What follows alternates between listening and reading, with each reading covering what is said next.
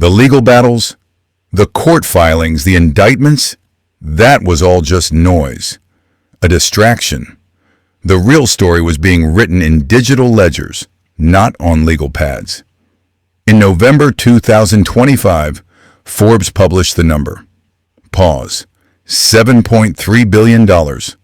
A figure so vast it felt like a typographical error. It was not. This wasn't the quiet, inherited wealth of old dynasties. This was new money, loud, aggressive, and smelling of ozone and silicon. His fortune had more than doubled in the first year of his second term. The presidency, it became chillingly clear, was not the prize. It was the most audacious asset acquisition in history. The public, braced for a political war, was instead confronted with an anatomy of plunder that dwarfed his previous ventures. The question was no longer about policy. It was about the final price of a soul. The anatomy of this new fortune was not complex. It was simply brazen. The foundation was laid in the digital gutter of meme coins. Ephemeral jokes turned into financial instruments. The Trump coin, airdropped to his supporters and early NFT holders, netted his disclosed wallet over $100 million. Then came the Melania coin, a quieter, more elegant grift. This was the low-hanging fruit. The real machinery of wealth was humming elsewhere, inside the corporate shell of Trump media. DJT didn't need to win the media war. It just needed to become a vault. An obscure clause in a corporate restructuring allowed the company to convert a significant portion of its cash reserves into Bitcoin. As the cryptocurrency surged in late 2025, Trump's personal stake swelled by an additional $870 million. He hadn't mined for digital gold. He simply stood in the middle of the road and let a river of it wash over him. It was the ultimate monetization of a personality cult, an empire built on pure code and collective delusion.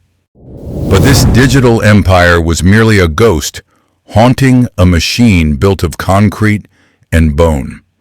To understand the code, you must first inventory the sins of the father and the son. The foundation wasn't laid in silicon, but in the subsidized brick of post-war queens. Pause. Fred Trump's legacy was a simple, brutal equation. Federal loans plus cheap materials equaled rent checks. It was a kingdom of the mundane. Donald saw the formula, but he craved a different stage, Manhattan. He didn't want to build housing. He wanted to build monuments to himself. The Commodore Hotel deal was the masterclass. A carcass of a building, picked clean with tax abatements whispered into the right ears. The city was bleeding out, and he found an artery. He wrapped the skeleton in glass and called it the Grand Hyatt. The deal itself, the labyrinth of clauses and concessions, was the true architecture. The building was just the receipt. This was the birth of the brand as the primary asset, a name that could be licensed, leveraged, and plastered onto anything that stood still long enough. The gold paint was more important than the gold. This personal brand required a new kind of vault, something more discreet than a tower. The Trump Organization was a landmark, too visible for the delicate work ahead. Enter, pause, World Liberty Financial. It appeared on no letterheads, featured in no press releases. A ghost corporation for a ghost empire. It was the family's private treasury and confessional booth, operated by distant cousins and fiercely loyal lieutenants from the outer boroughs. The business model was elegant in its audacity. Foreign interests seeking favorable trade terms or domestic corporations desperate for deregulation would not lobby the White House. Pause. They would retain Pause. World Liberty Financial for seven-figure geopolitical risk analysis. The reports they received were worthless. The results they desired were delivered. It was a perfect system of plausible deniability, an air gap between power and payment.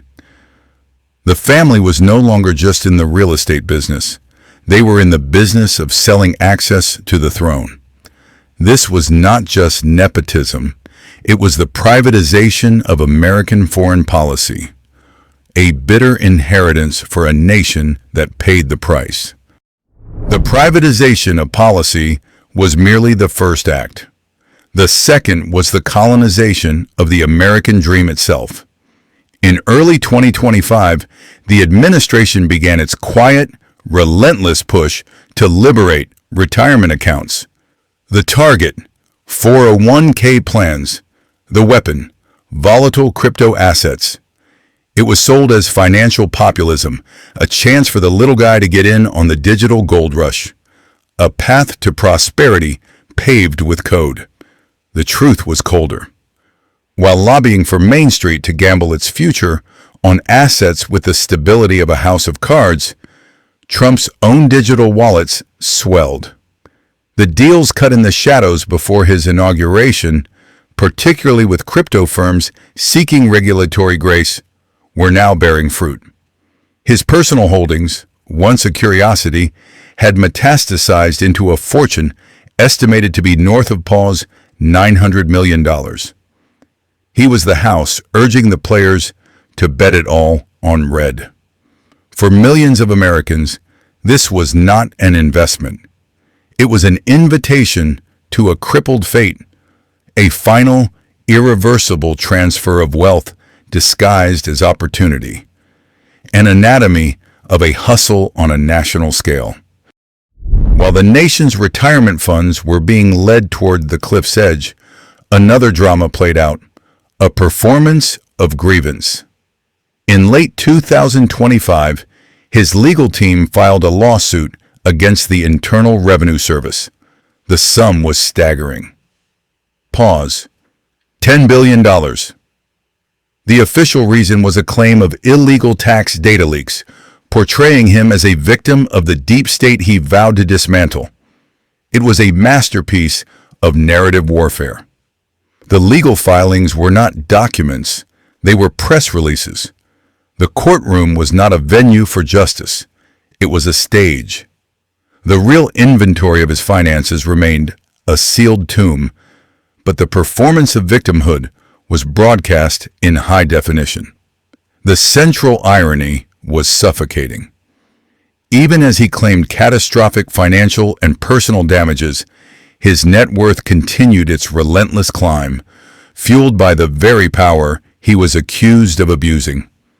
The lawsuit was a cloud of ink in the water, a distraction from the quiet, methodical work of building an empire on the wreckage of public trust. It was not a fight for compensation. It was a battle for the story, a story in which the king is always the martyr. And while the king played the martyr in the public square, the inventory of his sins was being compiled in the digital silence. It wasn't a whistleblower from the deep state. It was a ghost from his own machine, a server, decommissioned from a failed casino project in the 1990s, was sold for scrap and forgotten. But data, like memory, never truly dies.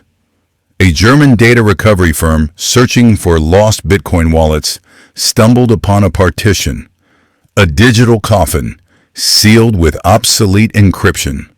Pause. Inside was the real ledger, not the manicured filings for the IRS, but the raw, brutal accounting of how the empire was truly built. Shadow loans from offshore entities with no names.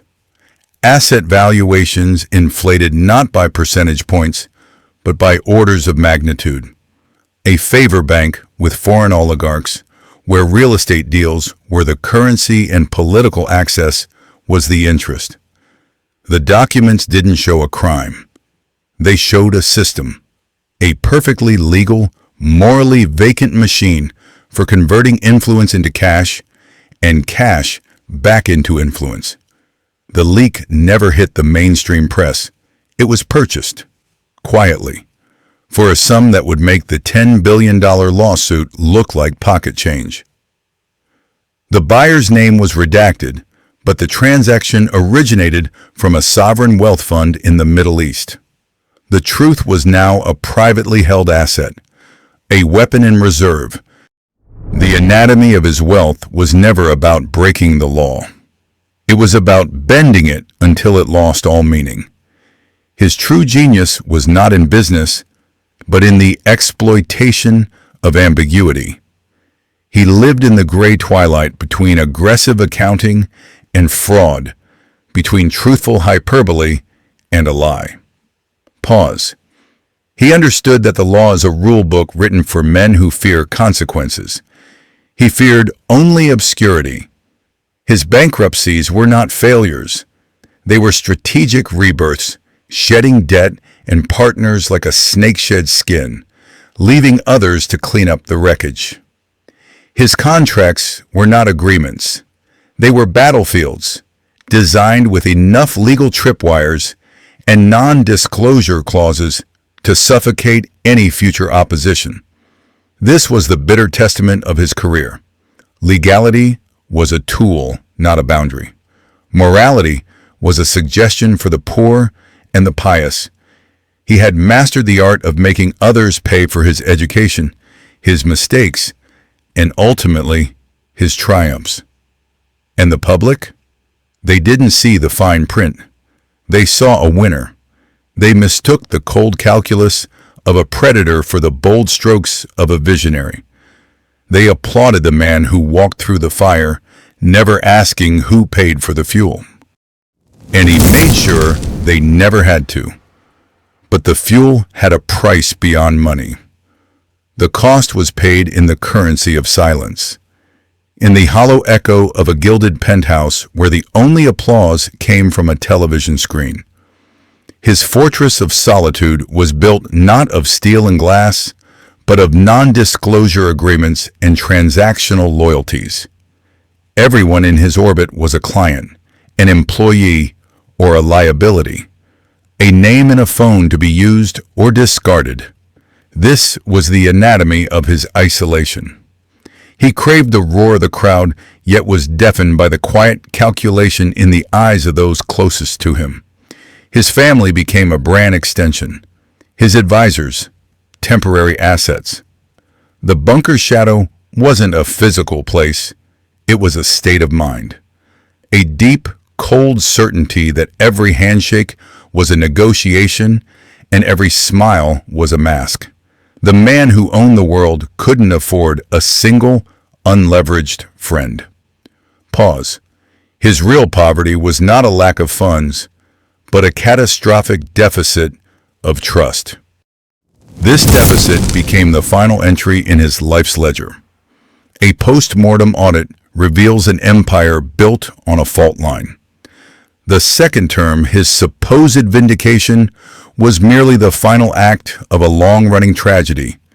He consolidated power, dismantled institutions, and bent the law until it resembled his own distorted reflection. He achieved everything he set out to do. A Pyrrhic victory. The economy hummed to his tune, but the melody was laced with the arsenic of future instability. The courts were stacked with his appointments, but justice itself felt vacant. He left behind a bitter testament, a nation more divided, a political system more brittle, and a fortune that felt more like a curse. The gold on his towers will eventually peel, revealing the cheap concrete beneath. The headlines will fade. What remains are the obituaries, not the ones printed on paper, but the ones written in the corrosion of public trust and the wreckage of democratic norms. He wanted his name on everything. Pause. In the end, he became a synonym for a singular, monumental void.